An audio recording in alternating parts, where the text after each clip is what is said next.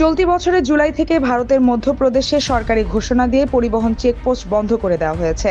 তবুও রাজ্যটির সীমান্ত এলাকার বিভিন্ন পয়েন্টে অবৈধ চাঁদাবাজি হচ্ছে। উত্তরপ্রদেশ, মহারাষ্ট্র, রাজস্থান, গুজরাট সীমান্ত দিয়ে চলাচলকারী ট্রাক চালকদের অভিযোগ, কাগজপত্র যাচাইয়ের নামে দালাল ও কিছু পরিবহন কর্মী নিয়মিত অর্থ দাবি করছে। তেমন একটি ঘটনা ঘটেছে রেওয়া জেলায়। তবে সেখানে চাঁদাবাজি করতে গিয়ে উল্টো বিপাকে পড়েন এক চাঁদাবাজ। চাঁদার দাবিতে ট্রাকে উঠে চড়লে চালক ট্রাক না থামিয়ে ৫ কিলোমিটার চালিয়ে যান, আর প্রাণ বাঁচাতে ট্রাক ধরে ঝুলে বাঁচার চেষ্টা করেন ওই চালক। ভারতীয় গণমাধ্যম এনডিটিভির প্রতিবেদনে বলা হয়েছে, রাজ্যের হানুমানা আরটিও চেকপোস্ট এবং রেওয়ার মাঝামাঝি এলাকায় এই ঘটনা ঘটেছে। ট্রাক চালক সুমিত প্যাটেল জানিয়েছেন, চাঁদাবাজ তার কাছে কাগজপত্র দেখানোর অজুহাতে টাকা দাবি করেন। তিনি রাজি না হলে এক চাঁদাবাজ জোর করে ট্রাকে উঠে পড়েন। তাকে হয়রানি করা হবে এমন আশঙ্কায় সুমিত প্যাটেল ট্রাক চালিয়ে দেন এবং ৫ কিলোমিটার চালিয়ে যান।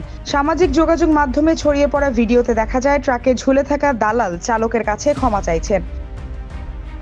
প্রত্যক্ষদর্শীরা জানান, চাঁদাবাজদের আগ্রাসী আচরণ মুহূর্তে আতঙ্কে পরিণত হয়। এই এলাকায় চলাচলকারী ট্রাক চালকদের দাবি, হনুমান সহ জেলার বেশ কয়েকটি চেকপোস্টে এই ধরনের চাঁদাবাজি নিয়মিত ঘটে। তাদের অভিযোগ, প্রায়শই প্রকাশ্যে এসব দালালরা নথিপত্রের ত্রুটির কথা উল্লেখ করে দীর্ঘ সময় আটকে রাখার হুমকি দিয়ে টাকা দাবি করে। যেসব চালক টাকা দিতে অস্বীকৃতি জানান, তাদের ঘন্টার পর ঘন্টা হয়রানি করা হয়। চেকপোস্ট বন্ধ থাকার পরও কেন এসব অবৈধ কার্যকলাপ বন্ধ হচ্ছে না এবং এর পেছনে কারা জড়িত, এই নিয়ে ফের প্রশ্ন উঠেছে।